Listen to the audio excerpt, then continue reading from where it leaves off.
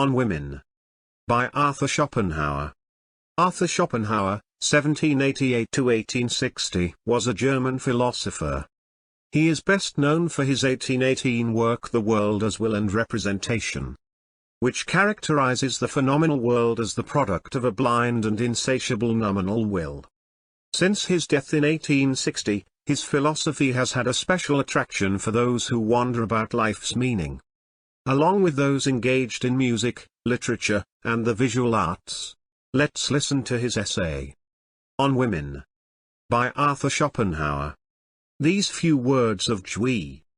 Sans les femmes le commencement de notre vie serait privé de ce course, le milieu de plaisir et la fin de consolation. More exactly express, in my opinion, the true praise of woman than Schiller's poem Würde der Frauen, which is the fruit of much careful thought and impressive because of its antithesis and use of contrast. The same thing is more pathetically expressed by Byron in Sardanapalus, Act 1, Scene 2.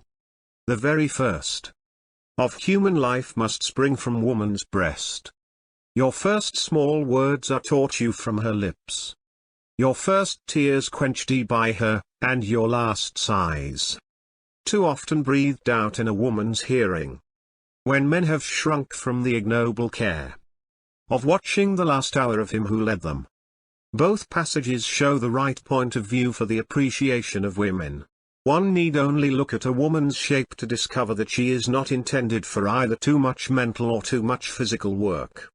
She pays the debt of life not by what she does but by what she suffers, by the pains of childbearing, care for the child, and by subjection to man, to whom she should be a patient and cheerful companion. The greatest sorrows and joys or great exhibition of strength are not assigned to her. Her life should flow more quietly, more gently, and less obtrusively than man's, without her being essentially happier or unhappier. Women are directly adapted to act as the nurses and educators of our early childhood. For the simple reason that they themselves are childish, foolish, and short-sighted, in a word. Are big children all their lives, something intermediate between the child and the man. Who is a man in the strict sense of the word? Consider how a young girl will toy day after day with a child. Dance with it and sing to it, and then consider what a man, with the very best intentions in the world, could do in her place. With girls, nature has had in view what is called in a dramatic sense a striking effect. For she endows them for a few years with a richness of beauty and a fullness of charm at the expense of the rest of their lives. So that they may during these years ensnare the fantasy of a man to such a degree as to make him rush into taking the honorable care of them, in some kind of form, for a lifetime, a step which would not seem sufficiently justified if he only considered the matter. Accordingly, nature has furnished woman, as she has the rest of her creatures, with the weapons and implements necessary for the protection of her existence and for just the length of time that they will be of service to her, so that nature has proceeded here with her usual economy. Just as the female ant after coition loses her wings, which then become superfluous, nay, dangerous for breeding purposes. So for the most part does a woman lose her beauty after giving birth to one or two children, and probably for the same reasons. Then again we find that young girls in their hearts regard their domestic or other affairs as secondary things. If not as a mere jest, love, conquests, and all that these include, such as dressing, dancing, and so on, they give their serious attention. The nobler and more perfect a thing is, the later and slower is it in reaching maturity. Man reaches the maturity of his reasoning and mental faculties scarcely before he is 28, woman when she is 18. But hers is reason of very narrow limitations. This is why women remain children all their lives, for they always see only what is near at hand. Cling to the present, take the appearance of a thing for reality, and prefer trifling matters to the most important. It is by virtue of man's reasoning powers that he does not live in the present only, like the brute, but observes and ponders over the past and future, and from this spring discretion, care, and that anxiety which we so frequently notice in people. The advantages, as well as the disadvantages, that this entails, make woman, in consequence of her weaker reasoning powers, less of a partaker in them. Moreover, she is intellectually short-sighted, for although her intuitive understanding quickly perceives what is near to her, on the other hand her circle of vision is limited and does not embrace anything that is remote, hence everything that is absent or past, or in the future, affects women in a less degree than men. This is why they have greater inclination for extravagance, which sometimes borders on madness. Women in their hearts think that men are intended to earn money so that they may spend it, if possible during their husband's lifetime, but at any rate after his death. As soon as he has given them his earnings on which to keep house, they are strengthened in this belief. Although all this entails many disadvantages, yet it has this advantage, that a woman lives more in the present than a man, and that she enjoys it more keenly if it is at all bearable.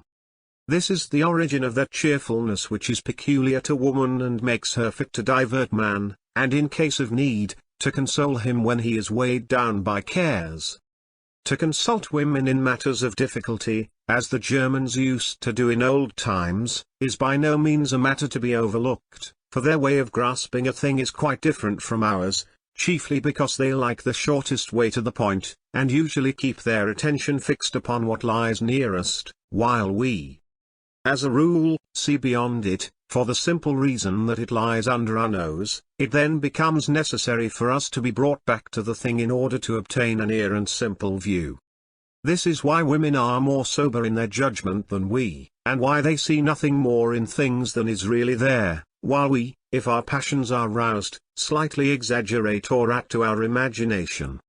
It is because women's reasoning powers are weaker that they show more sympathy for the unfortunate than men, and consequently take a kindlier interest in them. On the other hand, women are inferior to men in matters of justice, honesty, and conscientiousness. Again, because their reasoning faculty is weak, things clearly visible and real, and belonging to the present, exercise a power over them which is rarely counteracted by abstract thoughts, fixed maxims, or firm resolutions. In general, by regard for the past and future, or by consideration for what is absent and remote. Accordingly they have the first and principal qualities of virtue, but they lack the secondary qualities which are often a necessary instrument in developing it. Women may be compared in this respect to an organism that has a liver but no gallbladder. 9 So that it will be found that the fundamental fault in the character of women is that they have no sense of justice. This arises from their deficiency in the power of reasoning already referred to, and reflection. But is also partly due to the fact that nature has not destined them, as the weaker sex, to be dependent on strength but on cunning. This is why they are instinctively crafty, and have an ineradicable tendency to lie. For as lions are furnished with claws and teeth, elephants with tusks, boars with fangs, bulls with horns, and the cuttlefish with its dark, inky fluid, so nature has provided woman for her protection and defense with the faculty of dissimulation. And all the power which nature has given to man in the form of bodily strength and reason has been conferred on woman in this form. Hence, dissimulation is innate in woman and almost as characteristic of the very stupid as of the clever. Accordingly, it is as natural for women to dissemble at every opportunity as it is for those animals to turn to their weapons when they are attacked, and they feel in doing so that in a certain measure they are only making use of their rights. Therefore a woman who is perfectly truthful and does not dissemble is perhaps an impossibility. This is why they see through dissimulation in others so easily, therefore it is not advisable to attempt it with them. From the fundamental defect that has been stated, and all that it involves, spring falseness, faithlessness, treachery, ungratefulness, and so on. In a court of justice women are more often found guilty of perjury than men. It is indeed to be generally questioned whether they should be allowed to take an oath at all. From time to time there are repeated cases everywhere of ladies, who want for nothing, secretly pocketing and taking away things from shop counters. Nature has made it the calling of the young, strong, and handsome men to look after the propagation of the human race, so that the species may not degenerate. This is the firm will of nature, and it finds its expression in the passions of women. This law surpasses all others in both age and power. Woe then to the man who sets up rights and interests in such a way as to make them stand in the way of it, for whatever he may do or say, they will, at the first significant onset, be unmercifully annihilated. For the secret, unformulated, nay, unconscious but innate moral of woman is, we are justified in deceiving those who, because they care a little for us, that is to say for the individual, imagine they have obtained rights over the species, the constitution, and consequently the welfare of the species, have been put into our hands and entrusted to our care through the medium of the next generation which proceeds from us. Let us fulfill our duties conscientiously. But women are by no means conscious of this leading principle in abstracto, they are only conscious of it in concreto, and have no other way of expressing it than in the manner in which they act when the opportunity arrives. So that their conscience does not trouble them so much as we imagine, for in the darkest depths of their hearts they are conscious that in violating their duty towards the individual they have all the better fulfilled it towards the species, whose claim upon them is infinitely greater. A fuller explanation of this matter may be found in Volume 2, Ch. 44, in my chief work, Die Welt als Wille und Vorstellung. Because women in truth exist entirely for the propagation of the race, and their destiny ends here, they live more for the species than for the individual, and in their hearts take the affairs of the species more seriously than those of the individual. This gives to their whole being and character a certain frivolousness, and altogether a certain tendency which is fundamentally different from that of man, and this it is which develops that discord in married life which is so prevalent and almost the normal state. It is natural for a feeling of mere indifference to exist between men, but between women it is actual enmity. This is due perhaps to the fact that odium figulinum in the case of men, is limited to their everyday affairs, but with women embraces the whole sex, since they have only one kind of business. Even when they meet in the street, they look at each other like Guelphs and Ghibellines. And it is quite evident when two women first make each other's acquaintance that they exhibit more constraint and dissimulation than two men placed in similar circumstances. This is why an exchange of compliments between two women is much more ridiculous than between two men. Further, while a man will, as a rule, address others, even those inferior to himself, with a certain feeling of consideration and humanity, it is unbearable to see how proudly and disdainfully a lady of rank will, for the most part, behave towards one who is in a lower rank, not employed in her service, when she speaks to her. This may be because differences of rank are much more precarious with women than with us, and consequently more quickly change their line of conduct and elevate them. Or because while 100 things must be weighed in our case, there is only one to be weighed in theirs, namely, with which man they have found favor, and again, because of the one-sided nature of their vocation they stand in closer relationship to each other than men do, and so it is they try to render prominent the differences of rank. It is only the man whose intellect is clouded by his sexual instinct that could give that stunted, narrow-shouldered, broad-hipped, and short-legged race the name of the fair sex, for the entire beauty of the sex is based on this instinct. One would be more justified in calling them the unaesthetic sex than the beautiful. Neither for music, nor for poetry, nor for fine art have they any real or true sense and susceptibility, and it is mere mockery on their part, in their desire to please, if they affect any such thing. This makes them incapable of taking a purely objective interest in anything, and the reason for it is, I fancy, as follows. A man strives to get direct mastery over things either by understanding them or by compulsion. But a woman is always and everywhere driven to indirect mastery, namely through a man, all her direct mastery being limited to him alone. Therefore it lies in woman's nature to look upon everything only as a means for winning man, and her interest in anything else is always a simulated one, a mere roundabout way to gain her ends, consisting of coquetry and pretense. Hence Rousseau said, Les femmes, en général, n'aiment aucun art. Ni se connaissent à aucun et n'ont aucun génie Lettre d'Alembert, note 20. Everyone who can see through a sham must have found this to be the case. One need only watch the way they behave at a concert, the opera, or the play, the childish simplicity, for instance, with which they keep on chattering during the finest passages in the greatest masterpieces. If it is true that the Greeks forbade women to go to the play, they acted in a right way, for they would at any rate be able to hear something. In our day it would be more appropriate to substitute tacit malere in teatro for tacit malere in ecclesia, and this might perhaps be put up in big letters on the curtain. Nothing different can be expected of women if it is borne in mind that the most eminent of the whole sex have never accomplished anything in the fine arts that is really great, genuine, and original, or given to the world any kind of work of permanent value. This is most striking in regard to painting, the technique of which is as much within their reach as within ours. This is why they pursue it so industriously. Still, they have not a single great painting to show.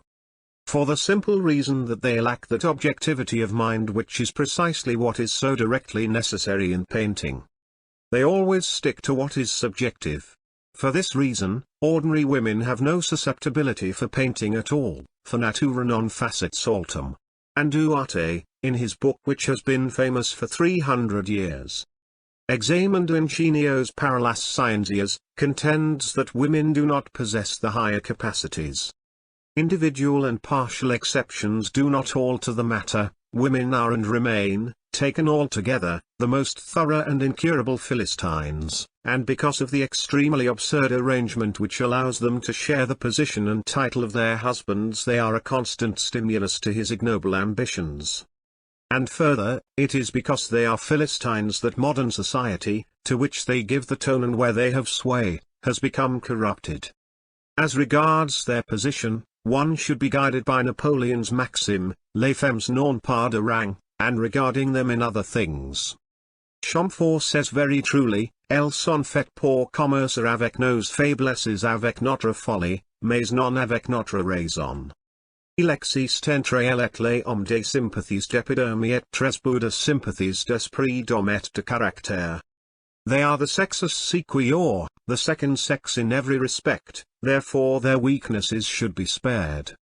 But to treat women with extreme reverence is ridiculous, and lowers us in their own eyes. When nature divided the human race into two parts, she did not cut it exactly through the middle. The difference between the positive and negative poles, according to polarity, is not merely qualitative but also quantitative. And it was in this light that the ancients and people of the East regarded woman. They recognized her true position better than we, with our old French ideas of gallantry and absurd veneration, that highest product of Christian Teutonic stupidity. These ideas have only served to make them arrogant and imperious, to such an extent as to remind one at times of the holy apes in Benares, who, in the consciousness of their holiness and inviolability, think they can do anything and everything they please. In the West, the woman, that is to say the lady, finds herself in a fausse position, for woman, rightly named by the ancients sexus sequior, is by no means fit to be the object of our honor and veneration, or to hold her head higher than man and to have the same rights as he. The consequences of this fausse position are sufficiently clear. Accordingly, it would be a very desirable thing if this number 2 of the human race in Europe were assigned her natural position, and the lady grievance got rid of, which is not only ridiculed by the whole of Asia, but would have been equally ridiculed by Greece and Rome. The result of this would be that the condition of our social, civil, and political affairs would be incalculably improved. The Salic law would be unnecessary, it would be a superfluous truism. The European lady, strictly speaking, is a creature who should not exist at all, but there ought to be housekeepers, and young girls who hope to become such. And they should be brought up not to be arrogant, but to be domesticated and submissive.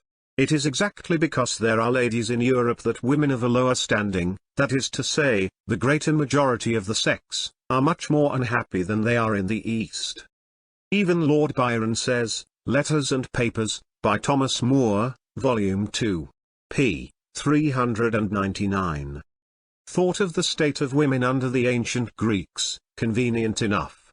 Present state, a remnant of the barbarism of the chivalric and feudal ages, artificial and unnatural. They ought to mind home, and be well fed and clothed, but not mixed in society. well educated, too, in religion, but to read neither poetry nor politics, nothing but books of piety and cookery. Music, drawing, dancing, also a little gardening and ploughing now and then.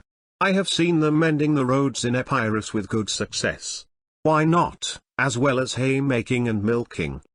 In our part of the world, where monogamy is in force, to marry means to halve one's rights and to double one's duties. When the laws granted woman the same rights as man, they should also have given her a masculine power of reason.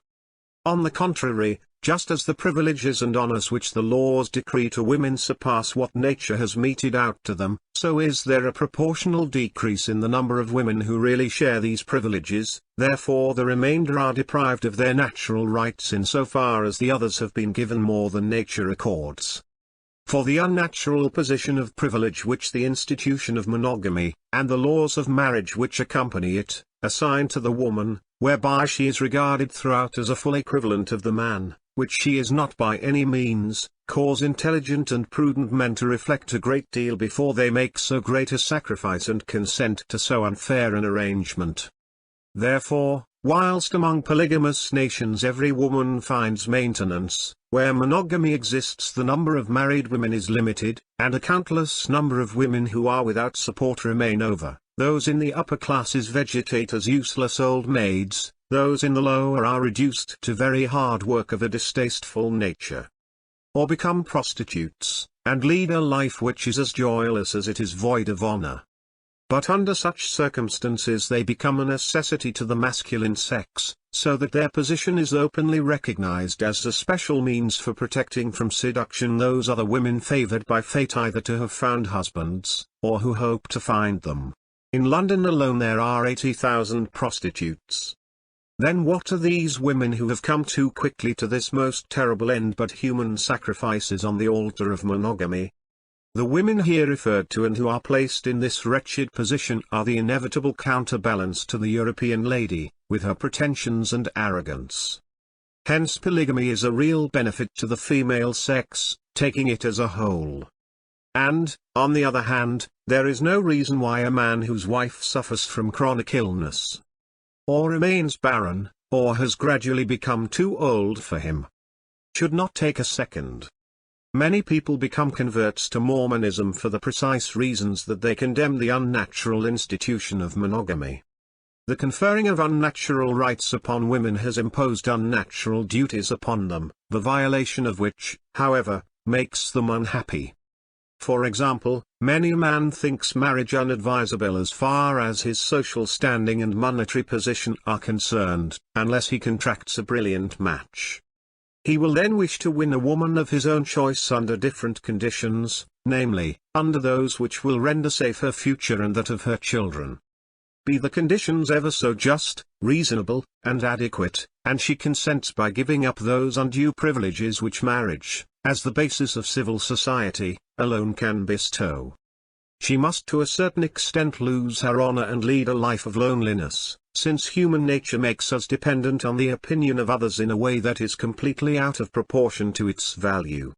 While, if the woman does not consent, she runs the risk of being compelled to marry a man she dislikes, or of shriveling up into an old maid, for the time allotted to her to find a home is very short. In view of this side of the institution of monogamy, Thomasius's profoundly learned treatise, De Concubinatu, is well worth reading, for it shows that, among all nations, and in all ages, down to the Lutheran Reformation, concubinage was allowed, nay, that it was an institution, in a certain measure even recognized by law and associated with no dishonor. And it held this position until the Lutheran Reformation, when it was recognized as another means for justifying the marriage of the clergy, whereupon the Catholic party did not dare to remain behindhand in the matter. It is useless to argue about polygamy, it must be taken as a fact existing everywhere, the mere regulation of which is the problem to be solved. Where are there, then, any real monogamists? We all live, at any rate for a time, and the majority of us always, in polygamy. Consequently, as each man needs many women, nothing is more just than to let him, nay, make it incumbent upon him to provide for many women. By this means woman will be brought back to her proper and natural place as a subordinate being, and the lady, that monster of European civilization and Christian Teutonic stupidity, with her ridiculous claim to respect and veneration, will no longer exist. There will still be women, but no unhappy women, of whom Europe is at present full. The Mormon's standpoint is right. In India no woman is ever independent, but each one stands under the control of her father or her husband, or brother or son, in accordance with the law of Manu. It is certainly a revolting idea that widows should sacrifice themselves on their husband's dead body, but it is also revolting that the money which the husband has earned by working diligently for all his life, in the hope that he was working for his children, should be wasted on her paramours. Medium tenure beati.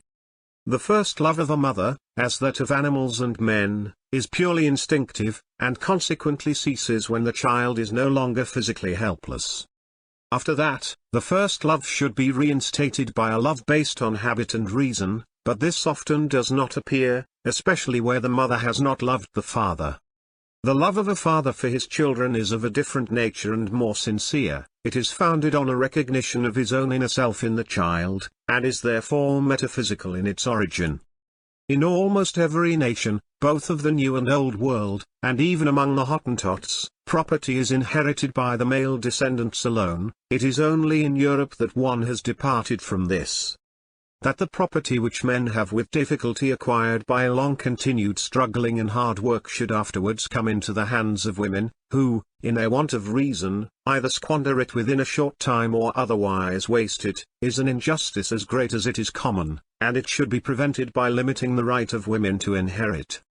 It seems to me that it would be a better arrangement if women, be they widows or daughters, only inherited the money for life secured by mortgage, but not the property itself or the capital, unless there lacked male descendants. It is men who make the money, and not women. Therefore women are neither justified in having unconditional possession of it nor capable of administrating it. Women should never have the free disposition of wealth, strictly so called, which they may inherit, such as capital, houses, and estates. They need a guardian always, therefore they should not have the guardianship of their children under any circumstances whatever. The vanity of women, even if it should not be greater than that of men, has this evil in it, that it is directed on material things, that is to say, on their personal beauty and then on tinsel, pomp, and show. This is why they are in their right element in society. This it is which makes them inclined to be extravagant, especially since they possess little reasoning power. Accordingly, an ancient writer says, Gamma upsilon nu eta tau omicron sigma upsilon nu omicron lambda omicron nu sigma tau iota delta alpha pi alpha nu eta rho omicron nu phi upsilon sigma epsilon iota. 10 men's vanity, on the other hand, is often directed on non-material advantages, such as intellect, learning, courage, and the like. Aristotle explains in the Politics 11 the great disadvantages which the Spartans brought upon themselves by granting too much to their women, by allowing them the right of inheritance and dowry, and a great amount of freedom, and how this contributed greatly to the fall of Sparta. May it not be that the influence of women in France, which has been increasing since Louis XIII's time, was to blame for the gradual corruption of the court and government which led to the first revolution, of which all subsequent disturbances have been the result. In any case, the false position of the female sex, so conspicuously exposed by the existence of the lady, is a fundamental defect in our social condition, and this defect, proceeding from the very heart of it, must extend its harmful influence in every direction. That woman is by nature intended to obey is shown by the fact that every woman who is placed in the unnatural position of absolute independence at once attaches herself to some kind of man, by whom she is controlled and governed. This is because she requires a master. If she is young, the man is a lover; if she is old, a priest. End of the essay. Thank you. Thank you.